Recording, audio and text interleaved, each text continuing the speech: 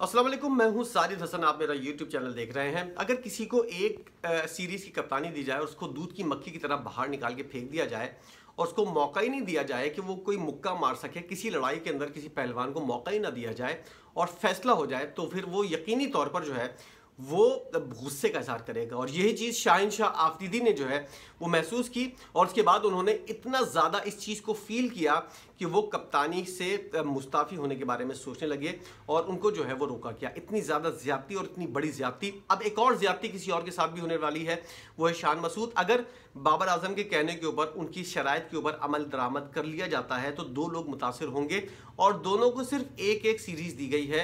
शाहिनशाह आफरीदी को एक सीरीज़ दी गई, शान मसूद को एक एक सीरीज़ दी गई। अगर बाबर आजम का मुतालबा पूरा कर लिया जाता है कि उसको तमाम फॉर्मेट की कप्तानी देनी चाहिए, तो फिर शाहिनशाह आफरीदी और शान मसूद दोनों को जो है वो हटा दिया जाएगा उनके ओहदों से और दोनों के साथ ज्यादती होगी। शाहिनशाह आफरीदी तो यहाँ तक सोचने लगे कि रिज़ाइन करके बाहर जाएं और उनके सुसर ने और दीगर लोगों ने उनको बोला कि भाई अभी रुक जाओ, ज़रा सा मामला जो है वो अभी इतने हाथ से नहीं गए हैं, सब्र का दामन जो है वो हाथ से नहीं छोड़ो। अब शाहिनशाह आफरीदी का भी मौक़िफ़ जो है वो कुछ जायज़ है क्योंकि एक सीरीज़ उसको मिली है, अभी कॉम्बिनेशन भी उसके हिसाब से नहीं बना। जो खिलाड़ी उसको फौरी तौर पर कप्तान बनने के बाद जो फौरी तौर पर टूर पड़ा था न्यूजीलैंड का, उसके अंदर सिलेक्शन करने का मौका ही नहीं मिला था और शाहिनशाह आफरीदी जो है वो कुछ कॉम्बिनेशन जो बनाना चाह रहा था उसका भी मौका नहीं मिला। अब जाकर उसने ज़रा सा PSL खेलने के बाद माइंड सेट हुआ है उसका और उसने कुछ खिलाड़ियों को आइडेंटिफाई किया है कि मेरी टीम के अंदर कौन कौन से खिलाड़ी होने चाहिए जिससे मैं विनिंग कॉम्बिनेशन बना सकता हूं। और उसके बाद उनको लड़ाता है और उसके बाद उनको मुख्तलिफ प्लेसेस के ऊपर आजमाता है, तब जाके अंदाज़ा होता है कि कौन कौन सी प्लेस के ऊपर जो है वो ज़्यादा सूटेबल रहेगा। ये सारी चीज़ें जो हैं वो सीरीज़ें मांगती हैं। 2-3 सीरीज़ें जब शाहिनशाह आफरीदी को मिलेंगी, जब जाकर ये कॉम्बिनेशन बनेगा और उसके बाद जो है वो कॉम्बिनेशन जब पिक करेगा और उसके बाद क्लिक करेगा तो अब जाकर पाकिस्तानी टीम जीतना शुरू होगी। और इसके लिए तकरीबन 6 महीने साल का अरसा चाहिए किसी भी कप्तान को जो है वो अपना कॉम्बिनेशन बनाने में। आपने एक सीरीज़ की बुनियाद के ऊपर शाहिनशाह आफरीदी को बाहर करने की बातें शुरू कर दी और ये एक बहुत बड़ा ब्लंडर था। ये उतना ही बड़ा ब्लंडर है जितना ज़का अशरफ करके गया था। अगर कोई शख्स जहालत करके जाता है तो दूसरा आकर उससे बड़ी जहालत करने की पाकिस्तान के अंदर क्यों कोशिश करता है? क्या सारे जाहिलों का से भरा हुआ पाकिस्तान है या फिर जो भी सीट के ऊपर आता है वो पिछले से ज़्यादा बड़ा जाहिल होता है? क्योंकि जहालत जो पिछला वाला करके गया हुआ है उससे बड़ी जहालत तो अगला वाला आके कर रहा होता है। और इससे क्या होता है, दिन ब दिन पाकिस्तान की क्रिकेट का नुकसान हो रहा होता है। मैंने गुस्से में बदज़बानी करके, प्यार से, मोहब्बत से, हर तरह से बात करके देख लिया, किसी किस्म का कोई असर नहीं होता है। क्रिकेट इसी तरह बर्बाद हो रही है और इसी तरह बर्बाद होती रहेगी इन जाहिलाना फैसलों की वजह से। और जब तक पर्चियां और सिफारशी और जब तक इस तरह के टेलीफोन कल्चर वाले लोग आते रहेंगे, PCB का चेयरमैन बनते रहेंगे, पाकिस्तान की क्रिकेट इसी तरह बर्बाद हो रही है, होती रहेगी। और ये कल्चर अब से नहीं है जो मैं किसी को निशाना बना रहा हूँ, ये बहुत अरसे से पाकिस्तान के अंदर चलता हुआ नजर आ रहा है। इसका हल ये है कि पाकिस्तान को सही ट्रैक पर लाया जाए, वरना कप्तान जो है वो इसी तरह जो है वो इस्तीफा देते रहेंगे और उनको रोका जाता रहेगा। क्योंकि शाहिनशाह आफरीदी जो है वो जिस तरह गुस्से के अंदर कप्तानी से इस्तीफा देना चाह रहे थे, उससे इस बात का अंदाज़ा हुआ कि अब जो है वो पानी सर से ऊंचा हो चुका है।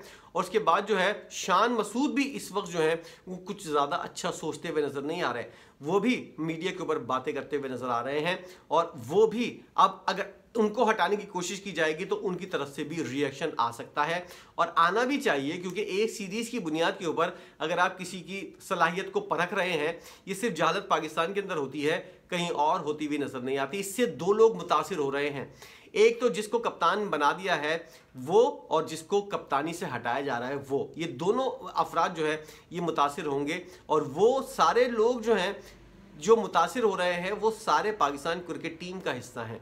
इससे पाकिस्तानी क्रिकेट टीम को नुकसान होगा, इससे ये वीक होगी टीम और इससे पाकिस्तान का नुकसान होगा। लेकिन अकल के अंधे जो हैं, जो पर्ची और सिफारशी लोग जो हैं, उन लोगों को, उन जाहिलों को ये वाली चीज़ है। क्योंकि जब आप तालीम नहीं होती, जब आपको शऊर नहीं होता, जब आपको अकल नहीं होती, किसी चीज़ को परखने की सलाहियत नहीं होती, तो उसको जहालत कहते हैं, उसको और कुछ नहीं कह सकते। और यही चीज़ जो है ये पाकिस्तान के अंदर हम अरसा दराज से देखते हुए आ रहे हैं। सिर्फ क्रिकेट बोर्ड नहीं, हर शोबे के अंदर जाहिलों से भरपूर लोग जो हैं वो बड़ी बड़ी सीटों के ऊपर बैठे हुए हैं। और जिस तरह का मेरिट का जनाजा निकाला जा रहा है पाकिस्तान के अंदर, और जो अकल और ब्रेन वाले लोग हैं, जो सलाहियत वाले लोग हैं, वो निकलकर पाकिस्तान से बाहर जा रहे हैं। और इस तरह का कचरा पाकिस्तान के अंदर मौजूद है जो इस तरह के जाहिलाना फैसले करता हुआ नजर आता है। मैं बहुत मोहतात अंदाज के अंदर बहुत अल्फाज सही चुनाव करके मैं इन चीज़ों को तनकीद का निशाना बना रहा हूँ, वरना मेरी जो ज़बान इस वक्त जो है वो पता नहीं क्या क्या कुछ बोलने को चाह रही है, लेकिन बस मामला को जो है तमीज़ दायरे के अंदर रहकर हल करने की कोशिश करनी चाहिए। तो शाहीन मसूद और शाहीन शाह आफरीदी दोनों के साथ ज़्यादती हो सकती है अगर आपने बाबर आजम को कप्तान बना दिया। ये पहलू भी आप हाथ से जाने न दें कि आप बाबर आजम को कप्तान बनाने के चक्कर में दो पाकिस्तान की अच्छे खिलाड़ी जो हैं उनसे हाथ धो बैठे। और उसके बाद जो है बाबर आजम जो है, जो पिछले 4 साल के अंदर भी 4.5 साल के अंदर कोई प्रूफ नहीं कर सका। कहा यह जाता है कि अंडर 19 से लेकर अब तक 9 टूर्नामेंट जो है, 9 ट्रॉफियां जो है वो बाबर आजम के हाथ से गई हैं। और उसके बावजूद भी पाकिस्तान को किसी किस्म की कोई अकल नहीं आ रही।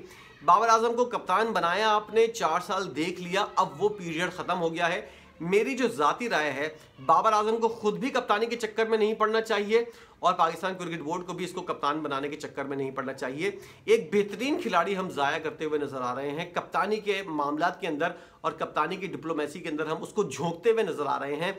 उसकी बैटिंग को, उसके रन्स को, उसकी जो सलाहियत है, असल चीज़ वो बैटिंग है, उसकी पाकिस्तान को ज़रूरत है। और वो चीज़ हम मिस करने की पोजीशन के ऊपर आ गए हैं, मिस करने की कोशिश कर रहे हैं। और बाबर आजम को कप्तानी के अंदर झोंक कर हम जो है उसकी जो सलाहियतें हैं उनको नाकारा और उसको जंग लगाने की कोशिश कर रहे हैं। बाबर आजम को खुद भी और उनके वालिद साहब को खुदा के वास्ते ये चीज़ सोचनी चाहिए, कप्तानी के चक्कर से निकल आए, कुछ नहीं रखा कप्तानी के अंदर सिवाय बेइज्जती के, जिल्लत के, गालियों के, कुछ नहीं रखा। बाबर आजम को अगर कोई अच्छा एक लेजेंड बनना है तो सीधा सीधा अपनी बैटिंग के ऊपर तवज्जो दे। मैं बहुत अरसे से बात करता हुआ आ रहा हूँ, अपनी बैटिंग के ऊपर तवज्जो दे, पाकिस्तान के लिए रन्स करे, सेंचुरियाँ करे। उससे ज़्यादा बड़ा और अच्छा कोई एजाज़ नहीं होगा बाबर आजम के लिए। ये सारी चीज़ें जो है ये बदनामी का बाइस बनेंगी अगर तुम कप्तान दोबारा बन गए। पिछले 4 साल तुमको गालियाँ पड़ी हैं, मज़ीद भी गालियाँ पड़ने का अगर तुमको शौक़ है, गालियाँ खाने का तुमको शौक़ है, आओ कप्तान बन जाओ। और इसी तरह जो है पिछले 4 साल में कौन सा तुमने गोल्ड लिया, कोई ऐसा कारनामा अंजाम दे दिया जो अब कोई अंजाम दे दोगे। इसलिए पाकिस्तान क्रिकेट बोर्ड को भी ये सोचना चाहिए, खुद बाबर आजम और उनके वालिद साहब को भी ये सोचना चाहिए, इस झंझट से और चक्कर से निकलना चाहिए। आपकी इस बारे में क्या राय है और आप किसको समझते हैं कि किसको कप्तान होना चाहिए? मेरी नज़र में तो शाहीन शाह आफरीदी को पूरा मौका दें, साल दें आप, उसके बाद अगर वो नहीं प्रूव करे फिर रिजवान को चांस दे दें। इसी तरह मामला चल सकते हैं, वरना फिर मामला जो है वो गलत तरीके से हल होंगे। वीडियो आपने देखी, इस पर आप अपनी क्या राय रखते हैं ज़रूर बताइएगा। वीडियो देखने का बहुत शुक्रिया।